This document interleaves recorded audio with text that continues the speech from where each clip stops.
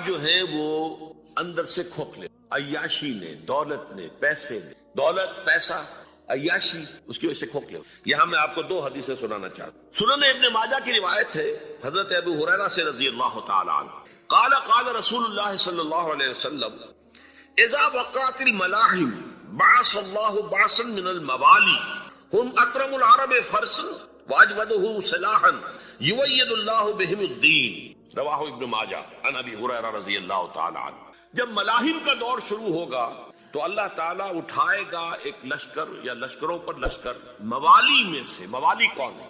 عربوں نے جب فتح کیا تھا اس پورے علاقے کو خلافت راشدہ کے دوران، اور پھر وہ لوگ جو ہے ایک رائے تو یہ تھی کہ انہیں غلام بنایا جائے ساری آبادیوں کو، لیکن یہ کہ حضرت عمر کا اجتہاد تھا، اس کے مطابق جو ان کو غلام نہیں بنایا گیا تو وہ موالی کی حیثیت رکھتے. عربوں میں دم نہیں ہے، موالی میں سے لشکر اٹھیں گے کہ جو در حقیقت حضرت مہدی کی حکومت کو قائم. دوسری حدیث سنیے عن عبداللہ بن الحارث رضی اللہ تعالی عنہ، اور یہ ابن ماجہ کی روایت ہے. قال قال رسول اللہ صلی اللہ علیہ وسلم یخرج الناس من المشرق فیوقعون للمہدی یعنی سلطانی. لشکر نکلیں گے، لوگ آئیں گے مشرق سے اور وہ حضرت مہدی کی حکومت کو جمائیں گے اور قائم کریں گے. اب ذرا نوٹ کیجئے کہ جزیرہ نما عرب کے مشرق میں کون سے ملک ہیں؟ تین: ایران، افغانستان، پاکستان. یہ تین سالڈ مسلم ممالک، مسلم آبادی اکثریت. ویسے تو یہ کہ آگے ہندوستان میں 20 کروڑ مسلمان ہیں، لیکن وہ 20 کروڑ جو ہے وہ تو 80 کروڑ کے اندر تحلیل ہو جاتے ہیں غیر مسلموں میں. لیکن یہاں جو معاملہ ہے یہ خالص اکثریت کا. ان میں سے ایران کا معاملہ جہاں تک ہے، نمبر 1 یہ کہ وہ شیعہ عقائد کے حصار میں بند ہے، اس سے ادھر ادھر ہونا اس کے لیے ممکن نہیں. حدیث میں یہ بھی آتا کہ اصفہان سے 70,000 یہودی دجال کا ساتھ دیں. لیکن بہرحال خراسان ایک صوبہ ہے افغانستان کا اس وقت بھی شمال مشرقی کونے میں، مجھے امید ہے وہاں سے خیر کی، کیونکہ خراسان کا لفظ وہاں پہ شامل ہے. اور حضور کی حدیث میں بعد میں آپ کو سناؤں گا کہ خراسان سے فوجیں چلیں گی جو یروشلم کو دوبارہ حاصل کریں گی، فتح کریں گی. جیسے پہلے یروشلم کھویا عربوں نے تھا، دوبارہ حاصل کیا تھا کرد نے، کرد خون صلاح الدین ایوبی رحمت اللہ علیہ، ایسے اب پھر عربوں نے کھویا ہے، لیکن لینے والے خراسان سے لشکر آئیں گے. یخرج من خراسان رایات سود لا يردها شيء حتى تنصب بإلیا. خراسان کے علاقے سے کالے علم لے کر لشکر چلیں گے جن کے رخ کو کوئی موڑ نہیں سکے گا جب تک کہ وہ جا کر یروشلم میں نصب کر. اس کے بعد نام آتا ہے پاکستان کا. یہ ہے میری اور آپ کی داستان، اور یہ ہے سبب جس کی وجہ سے کہ میں آپ سے یہ گفتگو کر رہا ہوں. اصل میں تو کس لیے؟ محض ایک علمی استفادہ، محض اپنی بات آرا کو ظاہر کرنے کا شوق نہیں، بلکہ یہ کہ اپنی ذمہ داری ہم پہچانے کہ ہم کس مقام پر کھڑے. دیکھیے اس پاکستان کے بارے میں یا ہندوستان کے بارے میں علامہ اقبال نے کہا تھا اپنے ترانہ ملی میں، میرے عرب کو آئی ٹھنڈی ہوا جہاں سے، میرا وطن وہی ہے میرا وطن. اور مجھے بتایا گیا کہ سنن ابی داؤد میں یہ روایت موجود ہے کہ حضور نے فرمایا کہ ہندوستان کی طرف سے مجھے ٹھنڈی ہوا آتی ہے. اگرچہ مجھے وہ حدیث ابھی نہیں ملی، لیکن حزب التحریر کا ایک کارڈ مجھے ملا تھا، تو اس میں اس حدیث کا اور اس میں ابن داؤد ابو داؤد کا روایت کا حوالہ موجود. لیکن میں جو چیز آپ کو بتا چکا ہوں وہ یہ کہ الف ثانی کا پورا تجدیدی کارنامہ اس ہندوستان کی سرزمین میں ہو. مجدد الف ثانی شیخ احمد سرندی، شاہ ولی اللہ دہلوی، سید احمد بریلوی، وہ تو ہمارے پاکستان میں آ کر جو ہے ان کا خون جذب ہوا ارض پاکستان میں. پھر شیخ الہند مولانا محمود حسن. تحریک خلافت چلی تو صرف ہندوستان میں چلی اور کہیں نہیں چلی. آزادی کی تحریک چلی پوری دنیا میں، وہ نیشنلزم کی بنیاد پر چلی، ملے نیشنلزم، عرب نیشنلزم، ترک نیشنلزم. ہمارے ہاں چلی تو اسلام کے نام پر پاکستان کا مطلب کیا؟ لا الہ الا اللہ. پھر پاکستان قائم ہوا معجزے کے طور پر، بلکہ نازل ہوا ہے لیلۃ القدر میں. انا انزلناہ فی لیلۃ القدر، جیسے قرآن نازل ہوا لیلۃ القدر میں، یہ پاکستان بھی نازل ہوا لیلۃ القدر میں. اس کا برقرار رہنا ابھی تک معجزہ ہے. ہندو یہ سمجھتا تھا، کانگریس سمجھتی تھی کہ جھٹپٹ ختم ہو جائے گا. پھر یہ کہ اس کا قرارداد مقاصد کا پاس ہو جانا، مزید بھی اور اضافی دفعات دستور میں آ جانا، اب کمرشل انٹرسٹ کو ربا قرار دے کر حرام قرار دینا، یہ سارے لینڈ مارکس ہیں کہ جو اشارہ کر رہے ہیں کسی چیز کی طرف، معاملہ کدھر جا رہا ہے. پھر یہ کہ یہ جو 14ویں صدی کے مجدد تھے شیخ الہند، اس کے بعد سے کچھ ایسی شخصیتیں عظیم پیدا ہوئی ہیں ہند میں جن کو میں سمجھتا ہوں کہ 14ویں صدی کے مجدد اور 15ویں صدی کے مجدد کے درمیان، یہ 15ویں صدی کے مجدد کی راہ کو سیدھا کرنے والے، جیسے کہ حضرت یحییٰ نے کہا تھا میں تو آنے والے کا راستہ سیدھا کر رہا ہوں، حضرت عیسیٰ کے، ایسے ہی 15ویں صدی کے لیے امام مہدی کے لیے راستہ صاف کرنے والے سب سے پہلے علامہ اقبال. جنہوں نے اسلام کا تصور دین کی حیثیت سے دوبارہ زندہ کیا، ورنہ اسلام ایک مذہب کی شکل اختیار کر چکا تھا۔ پھر مولانا مودودی، مولانا ابوالکلام آزاد حکومت الہیہ کے نعرے کے ساتھ میدان میں آئے۔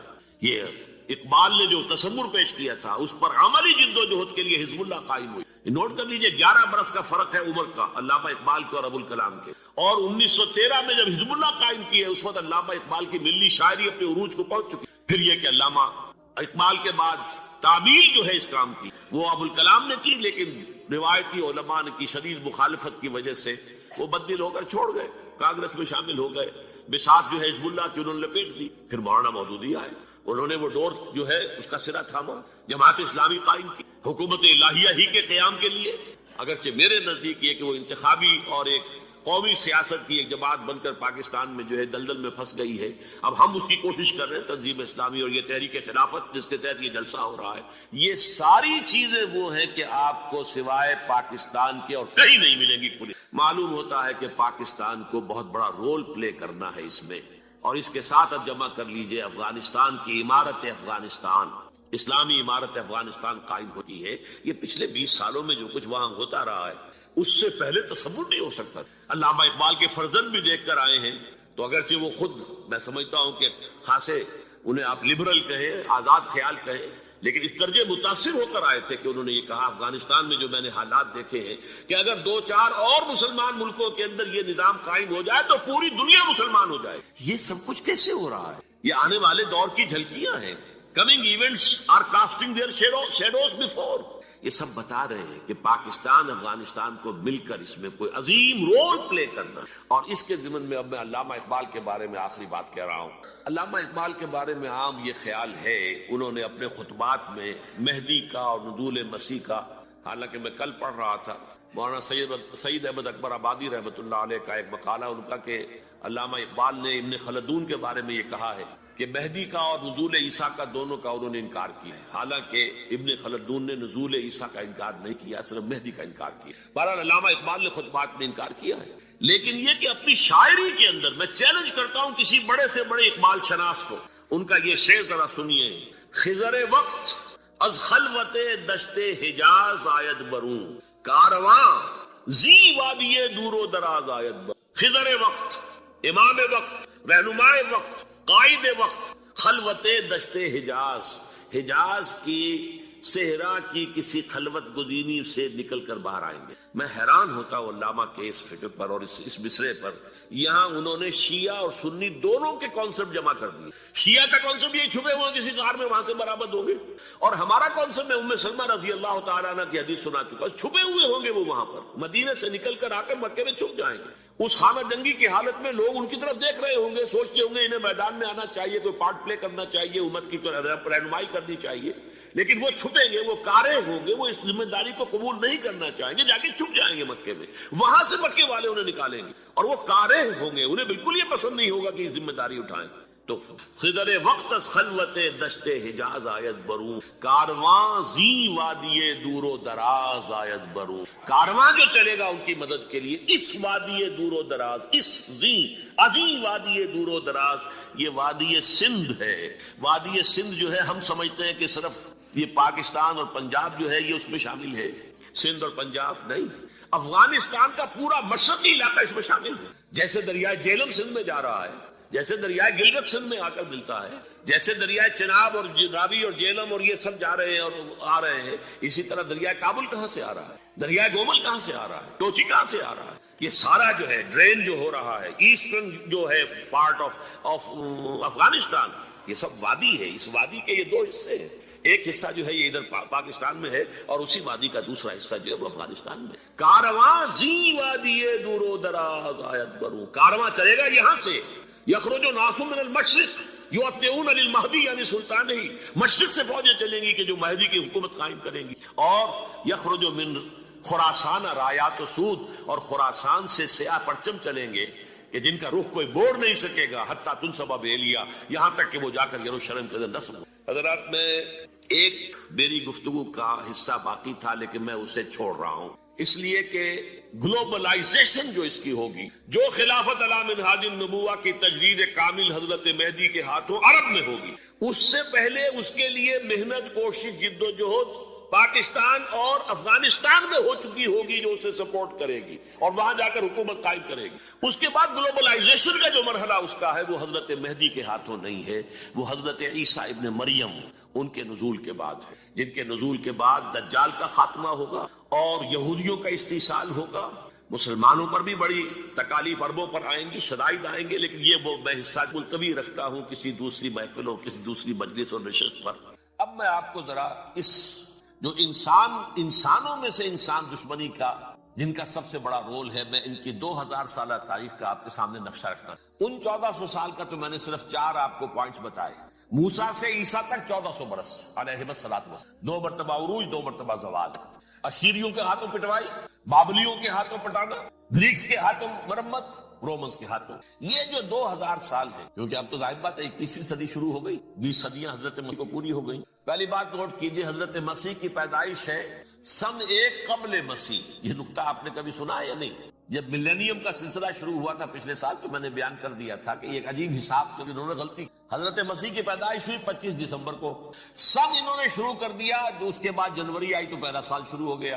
اگر جنوری سے پہلا سال شروع ہوا تو یہ 6 دن جو ہے تو اس کے پچھلے سال میں، لہذا کہا جائے گا کہ Jesus Christ was born 1 year before Christ BC. تو 1 قبل مسیح میں حضرت مسیح، یہ آخری اسرائیلی نبی اور رسول. یہودی علماء کی مخالفت، دشمنی، سولی پر چڑھوا دینا میں بیان کرتا. سن 33 عیسوی میں جبکہ حضرت مسیح کی عمر 33 برس تھی، اللہ تعالیٰ نے انہیں زندہ آسمان پر، لیکن یہودیوں نے اپنے خیال کے مطابق انہیں سولی پر چڑھوا دیا، ان کی موت واقع ہوئی. اگرچہ اس کے بعد یہ اختلاف ہے ان میں، یہودی کہتے ہیں وہ سولی پر چڑھ گیا، ختم ہوا، مر گیا. عیسائی کہتے ہیں نہیں، انتقال ہوا ہے مسیح کا صلیب پر، لیکن پھر وہ دوبارہ زندہ ہو گئے. ان کی لاش ایک غار میں رکھ دی گئی تھی، وہاں ریزریکشن ہو گیا، ان کا باعث بعد الموت وہی ہو گیا، اور پھر انہیں اللہ نے زندہ آسمان پر. تو ہمارے اور عیسائیوں کے درمیان نوٹ کر لیجئے، یہ چیز مشترک ہے کہ حضرت مسیح آسمان پر زندہ اٹھائے گئے. فرق کیا ہے؟ وہ سمجھتے ہیں کہ سولی دیے گئے، سولی پر مرے، پھر زندہ ہوئے، پھر گئے. ہم سمجھتے ہیں کہ نہیں، وما صلبوہ وما قتلوہ، انہوں نے نہ صلیب دے سکے انہیں اور نہ انہیں قتل کر سکے، بل رفع اللہ الیہ، اللہ نے اٹھا لیا. پھر ہمارا اور یہ اس کا عیسائیوں کا ایک اور اتفاق ہے، سیکنڈ کمنگ آف جیسس، حضرت مسیح دوبارہ آئیں گے. یہ عیسائیوں کا بھی عقیدہ ہے اور ہمارا بھی. بہرحال تو جیسا کہ میں نے عرض کیا کہ اس وقت یہ عذاب استیصال، عذاب اکبر کے مستحق ہو چکے تھے، لیکن اللہ نے ان کی مدت دراز کی. لیکن ان پر دنیاوی عذاب کا ایک کوڑا جو ہے اللہ تعالیٰ کی طرف سے اسی وقت برسا. دنیاوی عذاب دنیا میں رہتے ہوئے ختم نہیں کیا گیا. 37 برس بعد حضرت مسیح کے رفع سماوی کے 37 برس بعد سن 70 میں یہودیوں نے بغاوت کی رومیوں کے خلاف. رومی ٹائٹس جنرل تھا ایک، اس نے پھر جو حملہ کیا 1,33,000 یہودی ایک دن میں قتل کیا اور ہیکل سلیمانی گرا دیا. وہ ہیکل پہلے بھی گرا تھا، پہلے 1400 سال کے دوران میں بھی نبوکدنضر نے گرایا تھا، لیکن پھر اس کے 150 سال بعد انہوں نے دوبارہ بنا لیا تھا. اس لیے وہ اسے سیکنڈ ٹیمپل، پہلا ٹیمپل جو حضرت سلیمان نے بنایا تھا نبوکدنضر نے گرا دیا 587 قبل مسیح میں، پھر دوبارہ انہوں نے 150 سال کے بعد بنا لیا. وہ اس تاریخ کا حصہ ہے، میں نے جس کے بارے میں آپ کو تفصیل نہیں. اس میں یہ ہوا سن 70 میں وہ گرا دیا گیا، وہ آج تک گرا پڑا ہوا. نمبر 2 یہ کہہ دیا گیا کہ یہودیوں اس ارض فلسطین سے نکل جاؤ، تم یہاں نہیں رہ سکتے. لہذا جس کا جہاں سینگ سمایا چلا، یورپ میں چلے گئے، ایشیا میں آ گئے، عرب میں آ گئے. یہ 3 قبیلے جو رات بھی میں نے عرض کیا تھا، بنو قینقاع، بنو نذیر اور بنو قریظہ، یہ وہاں سے آ کے مدینے میں آباد ہو گئے. جس کا جہاں سینگ سمایا، افریقہ میں، ہندوستان میں، جہاں چلے گئے. ڈایاسپورا اسے کہتے ہیں، وہ آپ نوٹ کر دیجیے. ڈایاسپورا ہمارا دور انتشار، جبکہ ہمیں ہماری اصل سرزمین تو فلسطین ہے.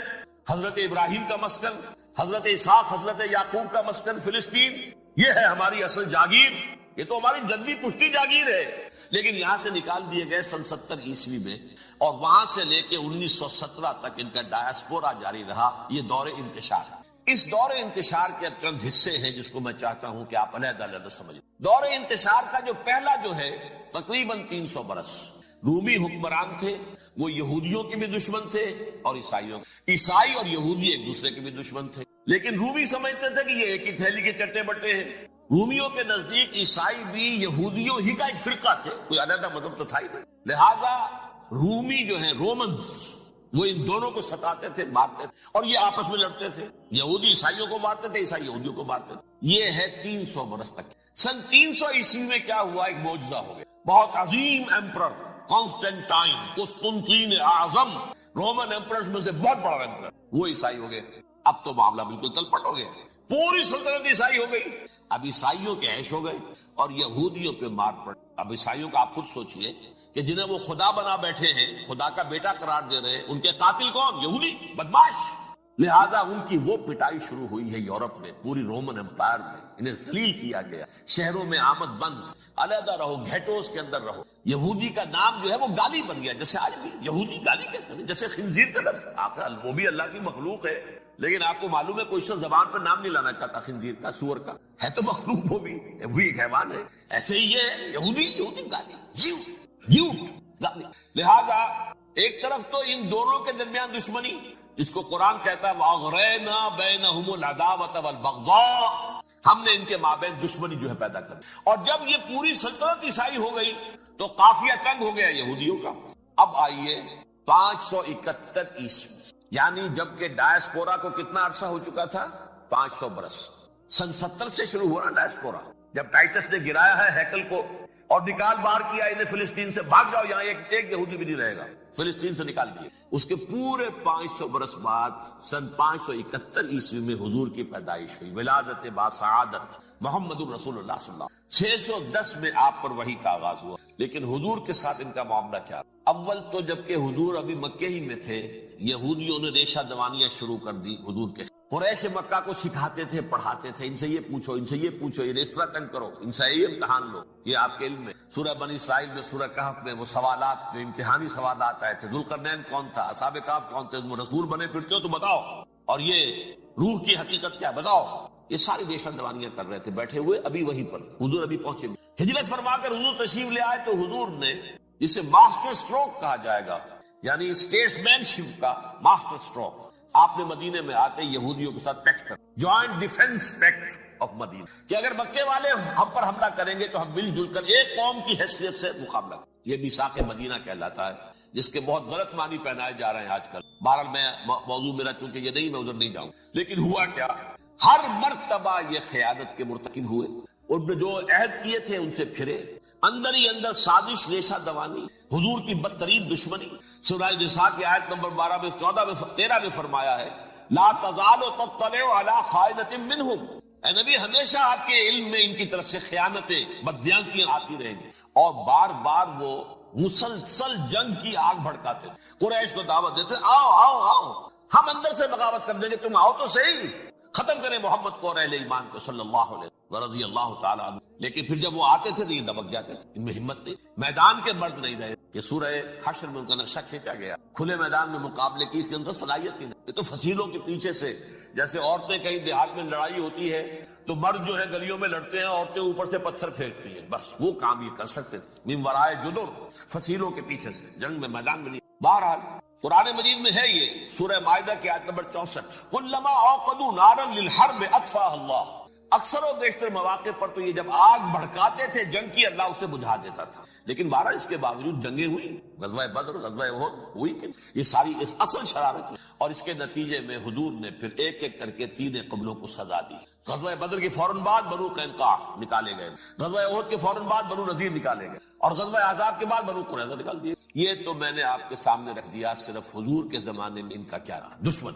رات بھی ہم نے وہ آیت پڑھی تھی، لَتَجِدَنَّ أَشَدَّ النَّاسِ عَدَاوَةً لِلَّذِينَ آمَنُوا الْيَهُودُ وَالَّذِينَ أَشْرَكُوا، اہل ایمان کی دشمنی میں شدید ترین تم پاؤ گے یہودیوں کو اور مشرکین کو۔ مشرکین بھی بعد میں ہے، پہلے یہودی۔ حضور کے بعد کیا ہوا اب یہ کیجئے، یہ عید کی تاریخ کا دوسرا سوال۔ حضرت عمر رضی اللہ تعالیٰ عنہ کا عہد خلافت، بیت المقدس کا محاصرہ کیا، فصیل بڑی اونچی، شہر اندر سے سیلف سفیشینٹ، حملے کا راستہ کوئی نہیں، محاصرہ طول کھینچ رہا ہے، لیکن ان کے پاس رسد بھی موجود ہے، پانی بھی موجود ہے، وہ دروازے بند کر۔ بالآخر اللہ تعالیٰ کی مشیت کا ظہور کیسے ہوا؟ ان کے کچھ علماء آئے فصیل پر، کہا دیکھو مسلمانوں، تم قیامت تک بھی یہاں پڑے رہو گے محاصرہ کر کے، ہمارا یہ شہر فتح نہیں ہو۔ ہاں ایک درویش بادشاہ کے ہاتھوں یہ شہر فتح ہونا ہے، لیکن تمہارے اندر ہمیں وہ نظر نہیں۔ ابو عبیدہ بن الجراح رضی اللہ تعالی عنہ، امین هذه الامہ، ان کا فوراً ذہن گیا وہ درویش بادشاہ مدینے میں بیٹھا ہوا ہے عمر رضی اللہ تعالیٰ. اب ایک اور عمر بھی ہے جو قندھار میں بیٹھا ہے،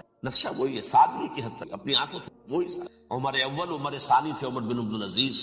اب ایک اللہ کے فضل سے اللہ تعالیٰ ایدہ اللہ بنصرت، اللہ تعالیٰ ان کے دشمنوں کو ان کے مقابلے میں نیست و نابود. انہوں نے ریکویسٹ بھیج دی کہ حضور تشریف لائیے، یہ شہر فتح ہو جائے گا. وہ ہے سفر تاریخ، اتنا طویل سفر، تقریباً 700 میل، ایک اونٹ، ایک خادم، ایک منزل پہ امیر المومنین اوپر بیٹھے، خادم آگے چل رہا ہے، اگلی منزل پہ خادم اوپر بیٹھا ہے، امیر المومنین آگے جا رہا ہے. اور جب پہنچے ہیں تو وہ باری تھی خادم کی، انہیں ہاتھ جوڑ دیا، حضور خدا کے لیے تم کیا کہیں گے لوگ، وہ میرا برا حال کر دیں گے، تمہیں شرم نہیں آئی؟ امیر المومنین پیدل آگے چل رہے ہیں نکیل پکڑ کر، اور تم بیٹھے ہو اوپر براجمان ہو. حضرت عمر فرمایا دور دور، نہیں باری تمہاری ہے، بیٹھ. اس حال میں اور پھر یہ کہ ابو عبیدہ بن جراح آئے ہیں، استقبال کیا ہے تو دیکھا ہے اس حال میں چاہے عمر نکیل پکڑے ہوئے چلے جا رہے ہیں. اور کہتے ہیں کہ کہیں کیچڑ ویچڑ تھا، جوتے خراب ہو گئے تھے، وہ بھی اتار کے ہاتھ میں، کپڑے تو تھے ہی پھٹے ہوئے. انہوں نے کہا کہ حضرت ابو عبیدہ نے، دیکھیے یہ بڑا متمدن ملک ہے، بڑا مہذب علاقہ ہے یہ، آپ ذرا حلیہ اپنا دوست فرما لیں تب جا کے پیش ہم آپ کو کریں گے.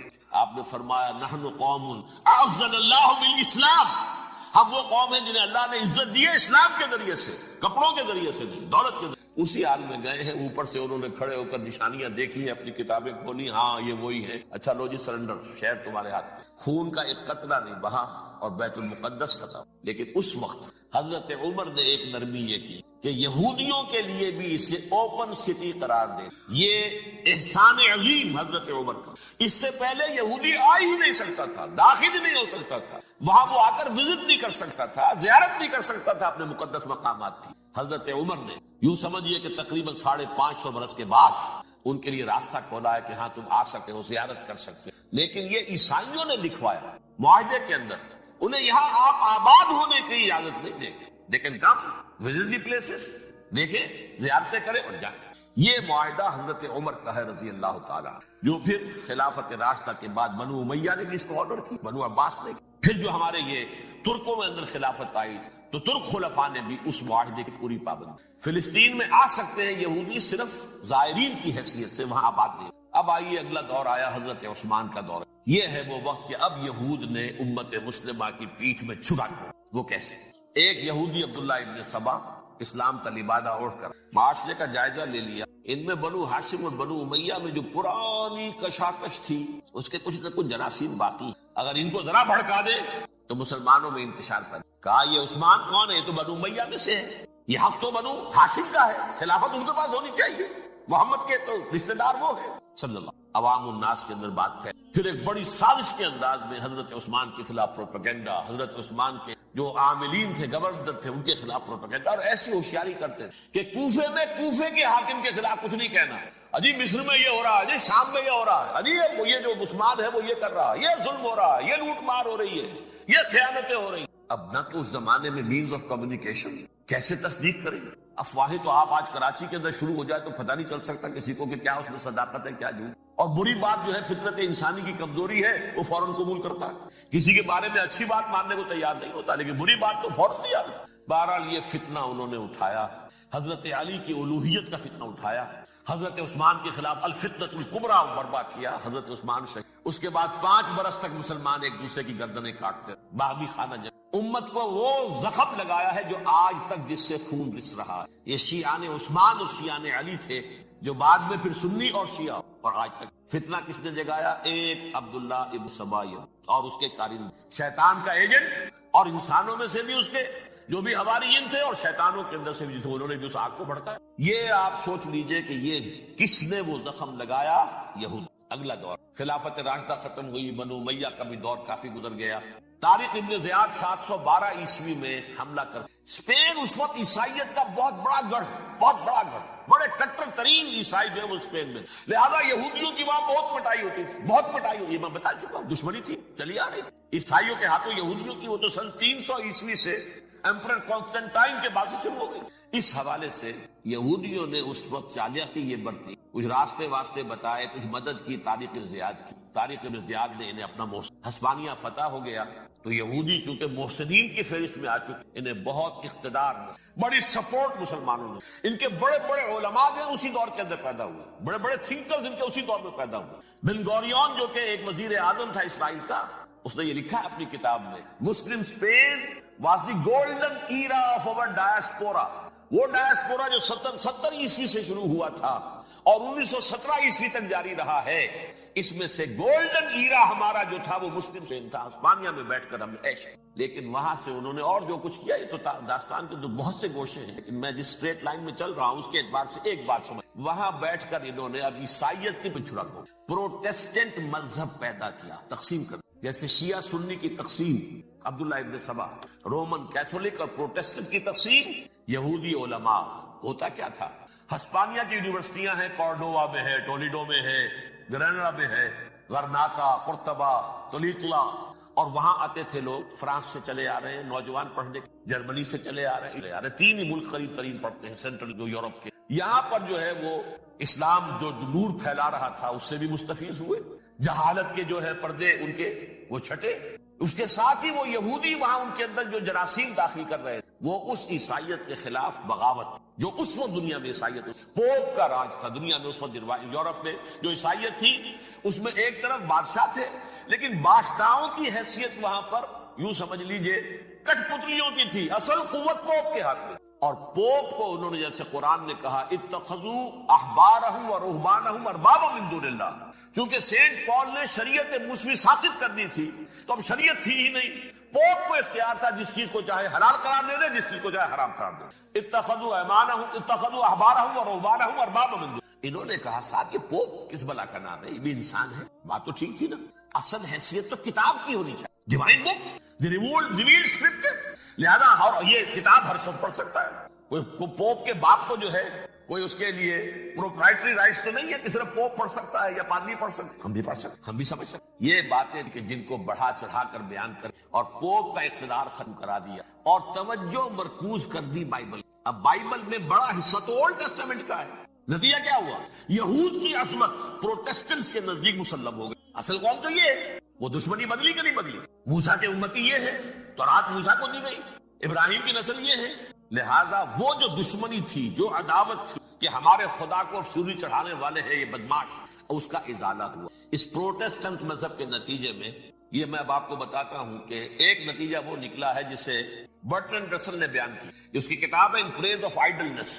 صفحہ 108، وہ لکھتا ہے دی Christians retaining the Judaic belief in a special revelation added to it the Roman desire for worldwide domination and the Greek taste for metaphysical subtleties.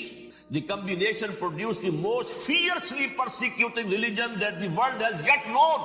یہ تین چیزیں آ کر عیسائیت میں، ایک تو جب یہ اولڈ ٹیسٹمنٹ جو ہے وہ ان کے ہاتھ میں آ گئی، اور اس کے میں کچھ آپ کو بتا دیتا ہوں کہ اولڈ ٹیسٹمنٹ کی تعلیمات، کیونکہ یہ اولڈ ٹیسٹمنٹ جو ہے یہ محرف تھی، اصل تورات تو گم ہو گئی تھی 587 قبل مسیح میں، جب پہلی مرتبہ ہیکل جو ہے تباہ ہوا ہے، اس کو ختم ہو، اس کے کوئی 150 سال کے بعد انہوں نے یادداشتوں سے مرتب کر کے لکھی، اب اس میں ان کے اپنے خیالات، اپنے امانی، اپنی توجیحات وہ شامل ہو، لہذا میں آپ کو حوالے دیتا ہوں اس کتاب کے اندر مظالم کی جو تعلیم دی گئی ہے، اہل کتاب نے اپنے مظالم قتل عام کے جواز کے لیے تورات میں تبدیلیاں کی اور پیغمبروں پر دہشت ناکی اور بدترین حرام کاری کے الزامات لگا۔ سنیے، پہلا حوالہ ہے یہ گنتی باب 31 آیات 17-18، اس لیے ان بچوں میں جتنے لڑکے ہیں سب کو مار ڈالو، اور جتنی عورتیں مرد کا منہ دیکھ چکی ہیں ان کو بھی قتل کر ڈالو، لیکن ان لڑکیوں کو جو مرد سے واقف نہیں اور اچھوتی ہیں اپنے لیے زندہ رکھو۔ یہ کسی اللہ کی کتاب کا یہ جملہ ہو،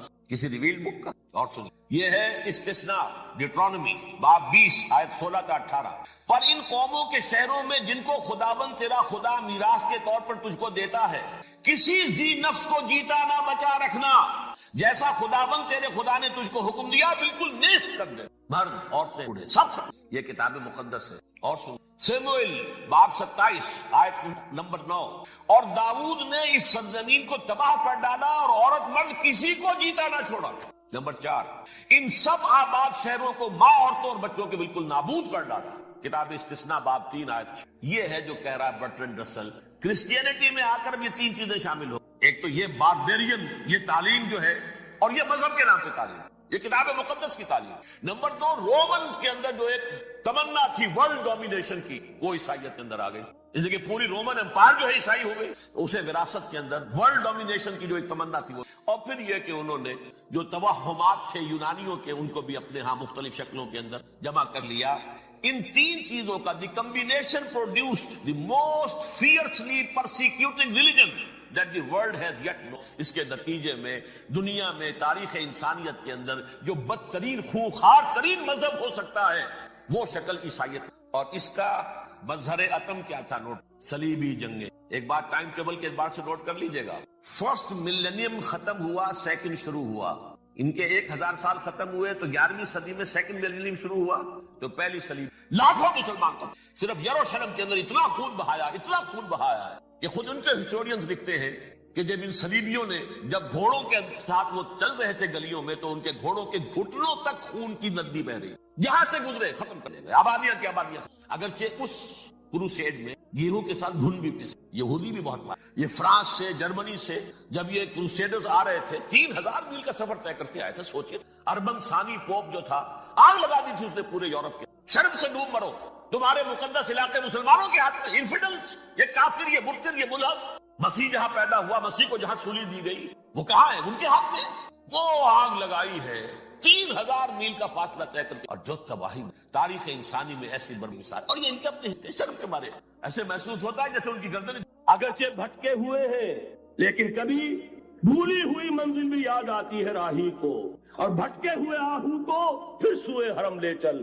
اس کی ضرورت ہے مسلمان کو، پھر اس کا مقصد یاد دلایا جائے۔ پاکستان اس لیے نہیں بنایا گیا تھا کہ ہمارے ہاں ٹاٹے اور برلے نہیں تھے تو ہمارے پاس اس کے بھی باپ وجود میں آ جائیں، اس لیے تو نہیں بنایا گیا تھا۔ پاکستان اس لیے نہیں بنایا گیا تھا کہ جاگیرداروں کی جاگیرداریاں محفوظ ہو جائیں، پاکستان اس لیے تو نہیں بنایا گیا۔ اور یہ کہ نمازیں اور مسجدیں تعمیر ہو جائیں، مسجدیں تو امریکہ میں تعمیر ہو رہی ہیں، عالی شان سے عالی شان، اس لیے پاکستان نہیں بنا۔ آج بھی مسلمان، میں معذرت سے عرض کر رہا ہوں مولانا سے، آج بھی بھارتی مسلمان کی ایوریج نمازی ہونے کے اعتبار سے پاکستانی مسلمان سے کہیں بہتر۔ آج بھی برقع نظر آ جائے گا تو ہندوستان میں نظر آ جائے گا۔ میں نے اپنی آنکھوں دیکھے چند سال پہلے، جب مکہ مسجد حیدرآباد دکن میں 3 دن مسلسل میری تقریریں ہوئی ہیں، 10,000 مرد اور 5,000 خواتین، اور ان میں سے کوئی بغیر برقعے کے نہیں تھی۔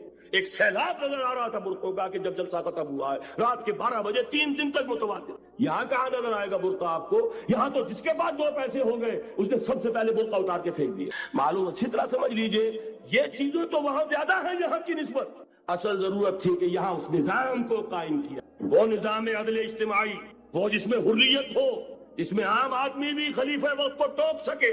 یہ کرتا کیسے بن گیا؟ ایک خاتون بھی کھڑی ہو کر دامن پکڑ لے، عمر تمہیں کیا حق ہے کہ ہمارے مہر کے اوپر پابندی لگا رہے ہو؟ جبکہ اللہ نے نہیں لگائی۔ اللہ قرآن میں قنطارہ کا لفظ استعمال کر رہا ہے۔ ڈھیروں سونا دے دے کوئی شخص اپنی بیوی کو مہر کے اندر، طلاق دیتے وقت اس میں سے کچھ نہیں لے سکتا۔ آپ کون ہوتے ہیں ہمارے حق کے اوپر پابندی لگانے والے؟ اور عمر نے کہا، آج ایک بڑھیا نے وہ اب عمر کو دین سکھایا، آرڈیننس واپس۔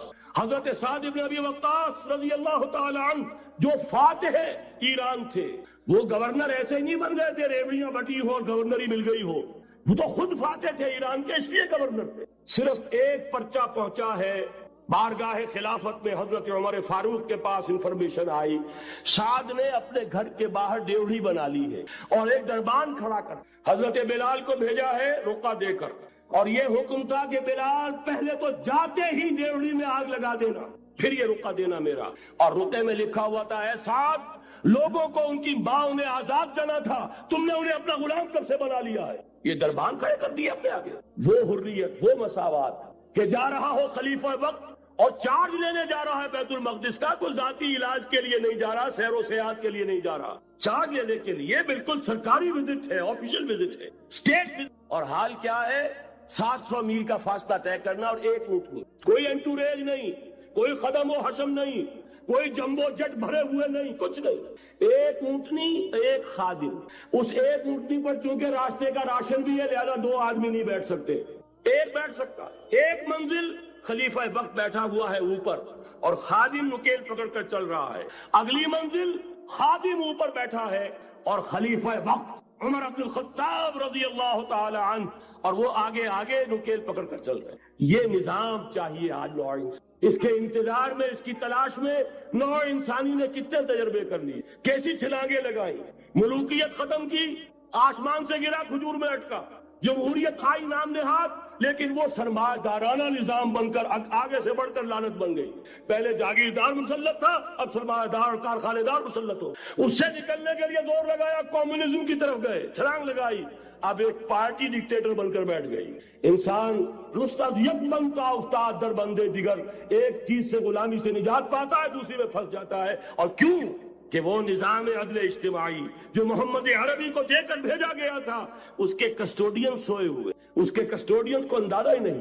یہ نسخہ تو ہمارے پاس تھا، ہمیں عمل کرنا تھا اور دنیا کے سامنے پیش کرنا تھا۔ پاکستان بنایا اس لیے گیا تھا کہ ہم اس کا ایک نمونہ دنیا کے سامنے پیش کریں گے۔ قائد اعظم نے فرمایا تھا کہ ہم یہ چاہتے ہیں کہ پاکستان کی صورت میں، عہد حاضر میں، اسلام کے اصول حریت و اخوت و مساوات کا ایک نمونہ قائم کر کے دکھا۔ کہا ہے وہ بھٹک گئے، سو گئے۔ وَلَنُذِيقَنَّهُم مِّنَ الْعَذَابِ الْأَدْنَىٰ دُونَ الْعَذَابِ الْأَكْبَرِ، بڑے عذاب سے پہلے چھوٹا عذاب کا مزہ چکھائیں گے۔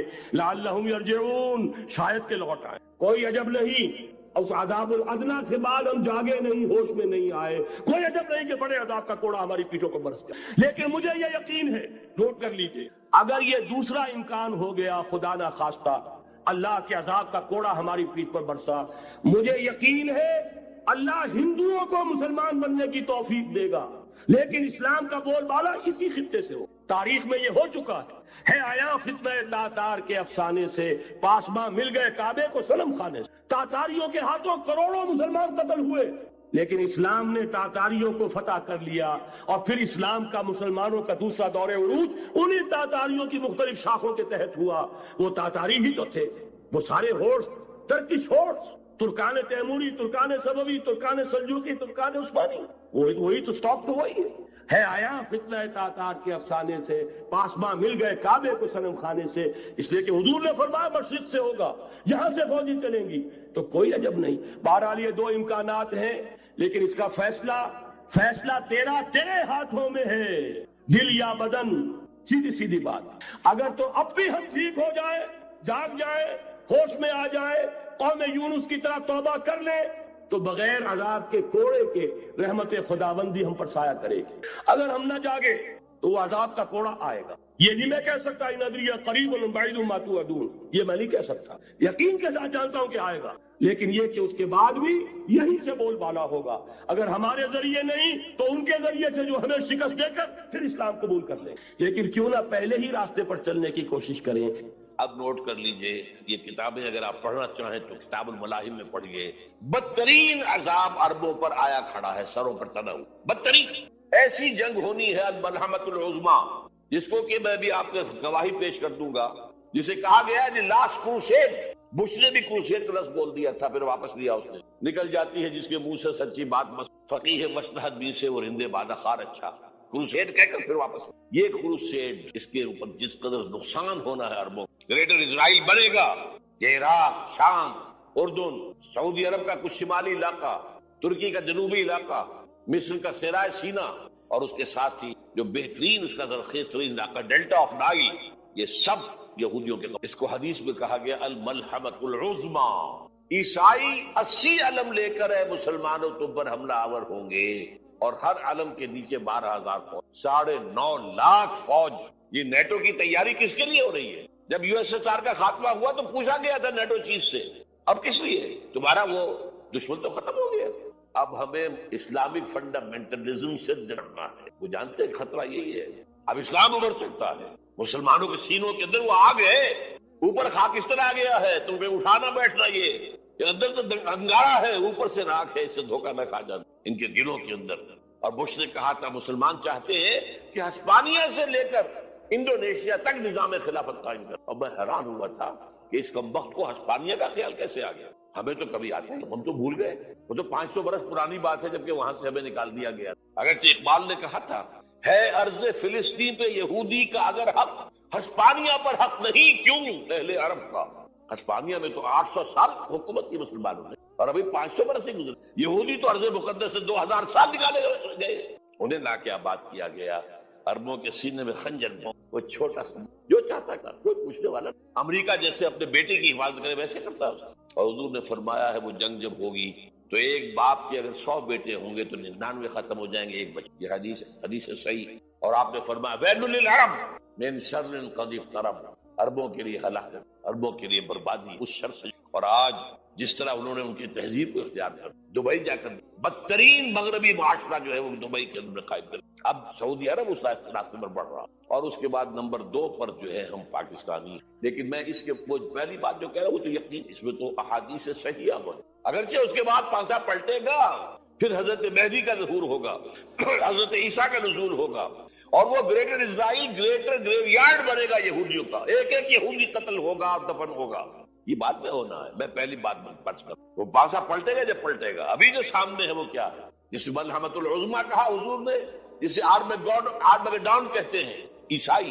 آرمگیڈون کی اگر کہیں جا کر آپ دیکھیں گے، آپ ڈکشنری میں مانی تو کیا لکھا ہے، a very big war which will be fought between the forces of evil and good before the end of this world۔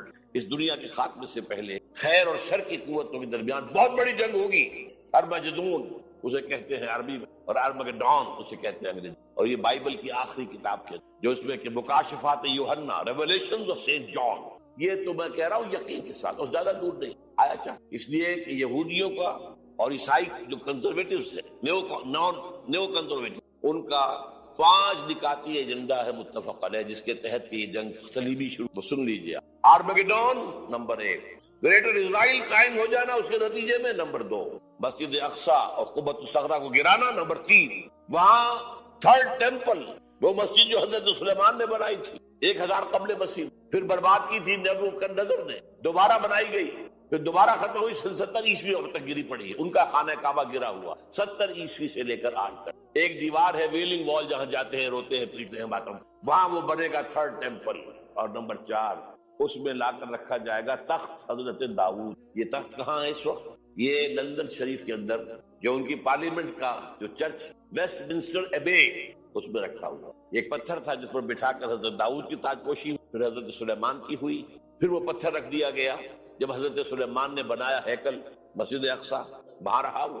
ہر بادشاہ جو تھا یہودی اسی کے اوپر بٹھا کر اس کی تاج پوشی۔ سن 70 میں ٹائٹس نے گرایا اسے ہیکل کو، وہ پتھر لے گیا، وہاں سے روم گیا، روم سے آئرلینڈ گیا، آئرلینڈ سے اسکاٹ لینڈ آیا، اسکاٹ لینڈ سے انگلینڈ آیا، اور اب وہ رکھا ہوا ہے 14ویں صدی سے آج تک، وہ ویسٹ منسٹر ایبے میں رکھا ہوا، ایک کرسی کی سیٹ میں اسے بنا دیا گیا ہے تخت کی شکل میں۔ اب انگریزوں میں کوئی ملکہ ہو، کوئی بادشاہ ہو جس کی بھی تاج پوشی ہونی، یہ لا کر رکھا جائے گا تھرڈ ٹیمپل، اور اس پر یہودیوں کے خیال کے مطابق ان کا مسیحا آئے گا جو مسیح دجال ہو، عیسائیوں کے خیال کے مطابق حضرت عیسیٰ آئیں گے، وہ ہمارا بھی خیال ہے عیسیٰ آئیں گے علیہ السلام۔ بہرحال یہ تو بات کی باتیں ہیں نا، اس وقت جو میں عرض کر رہا ہوں عربوں پر بہت بڑا عذاب، اور پاکستان کا معاملہ البتہ یہ ہے، میں یقین سے نہیں کہ ہینگنگ ان دی بیلنس ہو سکتا ہے، اللہ تعالیٰ ہم پر رحم فرمائے، ہو سکتا ہے اگرچہ اسی کو شرائط۔ چمن کے مالک اگر بنا لے موافق اپنا شعار، اب چمن میں آ سکتی ہے پلٹ کر جب بہار اب، اور یہ بھی ہو سکتا ہے کہ اللہ تعالیٰ نے معجزانہ طور پر ہمیں ملک دیا،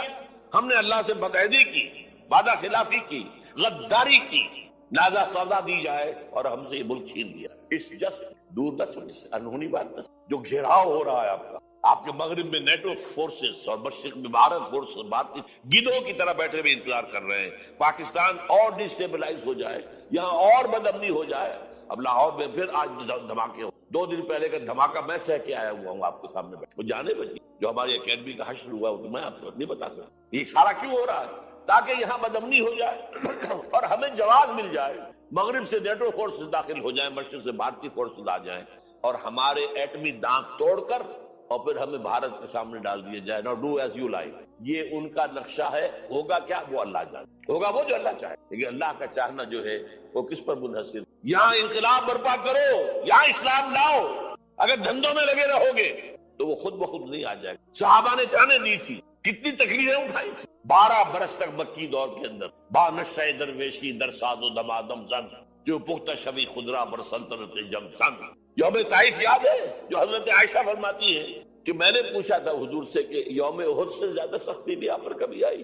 یوم احد پر کیا ہوا؟ تلوار کا وار پڑا تھا آپ کے چہرہ مبارک، یہ جو رخسار کی ہڈی ہے اس کے اندر وار گیا ہے، اوپر خود کی 2 کڑیاں تھی، وہ اس میں گھس، 2 دندان مبارک شہید۔ وہ خود کی کڑیاں ایک صحابی نے اپنے دانتوں سے پکڑ کر کھینچنے کی کوشش کی، دانت نکل گئے، وہ نہیں نکل، کیا جتن کر کے نکالی گئی ہوگی تو خون کا فوارہ آیا، اتنا خون گیا ہے کہ آپ بے ہوش ہو گئے، اور مشہور یہ ہو گیا کہ آپ کا انتقال ہو گیا، شہادت ہو۔ یہ سیرت کبھی پڑھ۔ حضرت عائشہ کے ہوش کا تو یہی دور تھا نا، یوم طائف میں جو ہم کیا تھی، بچی تھی، انہیں کیا پتا کیا ہو رہا ہے۔ 3 دن تک مکے کی گلیاں اور وہاں کے اوباش لوگ پتھراؤ کر گئے تھے اس امید میں کہ شاید وہاں کا کوئی سردار ایمان لے آئے، تو یہاں تو ابو طالب بھی فوت ہو گئے، یہی دنیاوی سہارا تھا، خاندانی سہارا تھا ابو طالب کے ذریعے، اور گھر میں ایک دلجوئی کرنے والی رفیقہ حیات تھی، ان کا بھی انتقال ہو۔ آپ نے کہا یہ عام الحزن، اب تو سب کو طے ہو گیا قریش کو کہ اب جیسے قتل کر دو، اسی لیے آپ گئے طائف، شاید وہاں کا کوئی بڑا سردار مانے ایمان لے آئے مجھے، تو میں اپنا مرکز ادھر شفٹ کر دوں۔ تینوں سے ملے ہیں، تینوں نے وہ جواب دیے، نکل جاؤ یہاں سے، میں تمہارے ساتھ بات بھی کرنے کو تیار ہوں۔ اچھا، تمہارے سوا کوئی نہیں ملا تھا اللہ کو نبی بنا کر بھیجنے کے لیے، دیکھو جاؤ، میں بات نہیں کرنا چاہتا، ہو سکتا ہے میں بے عزتی کر بیٹھوں، واقعی تم اللہ کے نبی ہو تو میں مارا جاؤں گا، جاؤ جاؤ جاؤ۔ یہ سلوک محبت کے ساتھ ہے۔ اور پھر چھوکروں کو، سیٹ ارچنز جنہیں آپ نے اشارہ کیا تھا، خبر لو ان کی، پتھراؤ ہو رہا، ساتھ کوئی ہے ہی نہیں، ایک آدمی سے، زید ابن حارثہ۔ اب سامنے سے پتھر آ رہے ہیں تو حضرت زید آگے آ جاتے ہیں، ڈھال بنتے ہیں، مجھے لے کے پتھر حضور کو رہے، آپ پیچھے سے آ رہے ہیں، چاروں طرف سے تو ڈھال نہیں بن سکتا، جسم لہو لہا، خون جا کر جوتیوں میں جم گیا ہے، جوتی اتر نہیں۔ پھر وہاں سے واپسی اپنی دعا مانگ، اللہم الیک اشکو ضعف قوتی وقلۃ حیلتی وہوانی علی الناس، اے اللہ تیری جناب میں فریاد لے کر آیا ہوں اپنی قوت کی کمی کا، اپنے وسائل کی کمی کا، اور جو ذلت و خواری ہو رہی ہے لوگوں کے سامنے، الا ملتقلونی، مجھے کس کے حوالے کر دیا، الا بعیدی یتجہمونی، یہ میرے اوپر ہجوم کر کے آ جائے، حملہ کریں، اور عدو من لگتا ہمرے، یہ دشمن کے حوالے میرا معاملہ کیا جو چاہے کرتے ہو۔ لیکن پھر ابدیت غالب آتی، ان لم یکن علی غضبک فلا ابالي، اللہ اگر تو ناراض نہیں ہے تو مجھے کوئی سر تقدیم خم ہے جو مزاج یار ہے، مجھے اندیشہ یہ ہے کہ تو ناراض تو نہیں۔ یہ تک سینکڑوں صحابہ نے جانوں کا زمہ پیش، احزاب کی جنگ میں فاقوں پر فاقے، اور ان فاقوں کی حالت میں خندق کھودنے کا حکم ملا ہے، لوگوں کی کمریں دوہری ہو رہی، پتھر باندھے ہیں اپنے پیٹوں سے، اپنی چادروں کے ساتھ کس کر قبر دوہری، اور جب صحابہ کدالیں چلا رہے ہیں تو کیا کہہ رہے ہیں، نحن الذین بایعوا محمدا علی الجہاد ما بقینا ابدا اللہم لا عیش الا عیش الاخرہ۔ صحابہ کہتے تھے ہم وہ لوگ ہیں جنہوں نے محمد سے بیعت کی کہ جہاد کرتے رہیں گے جب تک جان میں جان نکل جائے تو بات اور، جان ہے، چاہے ابھی بھوک سے کمر دوڑی ہوئی جا رہی، جان تو ہے۔ اور ایک دفعہ کہتے تھے اللہم لا عیش الا عیش الاخرہ، اللہ عیش زندگی تو آخرت کی، اور حضور فرماتے تھے، حضور کے بیٹھے ہوئے نہیں تھے گاؤں تکیہ لگا کر، پتھر اٹھا کر خندق میں سے لے جا کے باہر پھینک، جب صحابہ کہتے ہیں اللہم لا عیش الا عیش الاخرہ، حضور فرما رہے ہیں فاغفر الانصار والمہاجر، اے اللہ ان انصار اور مہاجرین کی مغفرت۔ پھر حضور کی خدمت میں کچھ لوگ آئے، حضور اب یہ فاقہ ناقابل برداشت ہو گیا، دیکھیے ہم نے یہ پتھر باندھے، حضور نے کرتا اٹھا کر